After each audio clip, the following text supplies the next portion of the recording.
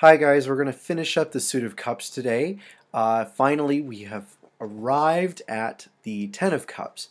And so we're going to be talking about this one today. This is an interesting card. We talked a little bit about it yesterday when we talked about the Nine of Cups, because we really found that the Nine is the real summation of the suit in some ways, because the amount of happiness doesn't get any better than the 9.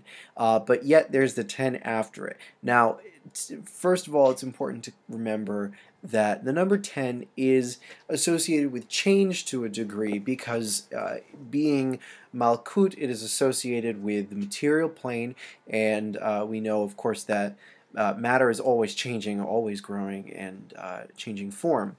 And so the tens of the tarot take on that similar kind of energy or characteristic of changeability. And also because as we envision sort of the four worlds of the Tree of Life here, and how the four suits correspond to those and create this sort of one big four-tier tree, and one Malkut leads into the Keter of another tree, as we're told.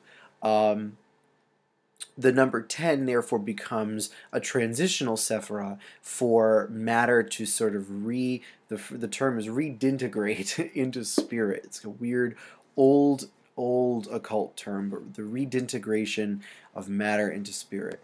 But anywho, so let's go into the whole bit about the Ten of Cups. It's very short here, and so this is one of the few cards where we actually have to refer back to his other section in which he groups the minor arcana in numbers and talks about them numerologically and sephirotically. But this is what he says in the actual heading. This card represents a conflicting element. On one hand, it receives the influence of 10, Malka, the Virgin. The arrangement of the cups is that of the Tree of Life. On the other hand, they are themselves unstable. They are tilted, spilling the water from one into the other. The work proper to water is complete, disturbances due, and this is because of Mars in Pisces being the astrological attribution of the card. Mars is the gross, violent, and disruptive force which inevitably attacks every supposed perfection. His energy displays the greatest possible contrast with that of Pisces, which is both peaceful and spiritualized. So that is really telling us that there is really not a whole lot of great stability in this card. This card is particularly unstable because it derives characteristics from Malka, Malkut, the Virgin, that whole changeability, and it also derives destabilization from the influence of Mars in there, particularly since Mars is not in great combination with Pisces. As he says, they are very much opposite to each other, and so there is a natural antipathy there that creates a little more than a little more instability in general. And so the type of pleasure that we're talking about here, it's still a moment in which the Aquarian is happy. It's a very passing and very fleeting happiness, I find, with the Ten of Cups. It's very much transitory pleasure. It is something where the pleasure of it is so exhausted that you just don't want any more of it, and you're ready to move on. You're ready to leave it behind. Now, the difference between this, before you think of what I might think you are thinking of, is that this is a little bit different from the Eight of Cups, because the Eight of Cups is a similar sentiment. The Eight is about abandoning pleasure in some way, but this is more like it's similar, but the difference is that you've actually partaken in the pleasure. You've allowed yourself to drink from that proverbial cup, but you've had so much of it that you just can't take any more, and you're done. You're over it. This is the card of being over it, and you're ready for something different. And it teaches us the life lesson that really any form of material happiness, or any time we get something that we think we want, on a rational level or an emotional level, 9 times out of 10, if not more, once you get it, you're inevitably less pleased with it than you thought you were going to be. And you inevitably look for something else and look for something different. You know, something can only satisfy you for so long. Much like the way, you know, a child would play with a toy or something. You know, it can only interest them for so long unless there's a connection there that is, you know, more strong than just fleeting entertainment, you know, like a child loving a favorite stuffed animal or something like that. That's more of a deeper connection that, you know, maybe has to do with one of the more pure cards from the cup suit. But this is much more like the card of novelties, really.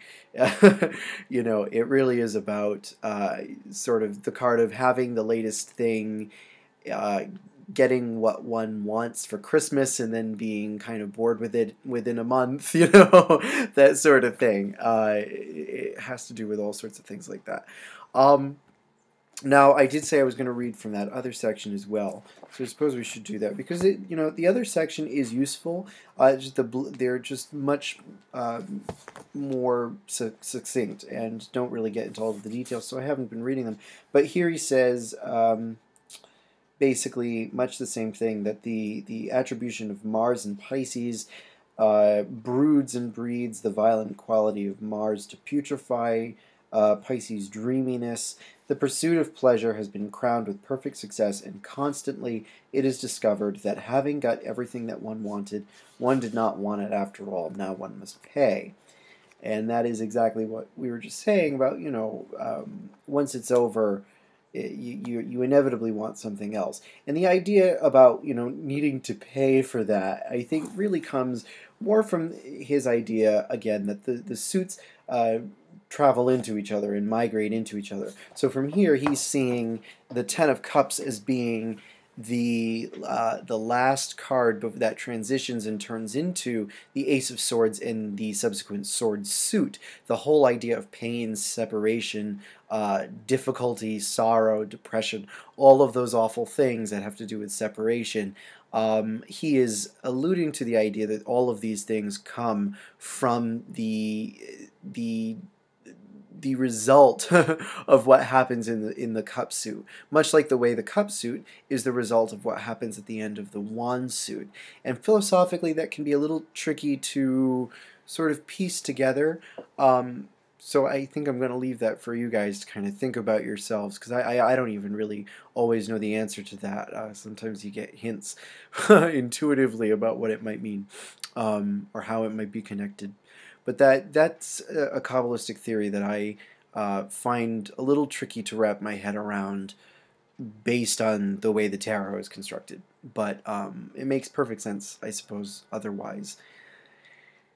Anywho, so that's about it with the Ten of Cups. If you get it in a reading, it really means basically just satiety, as we've been saying. The fulfillment of a pleasure, being over it, just being finished with it, having basically satisfied oneself entirely.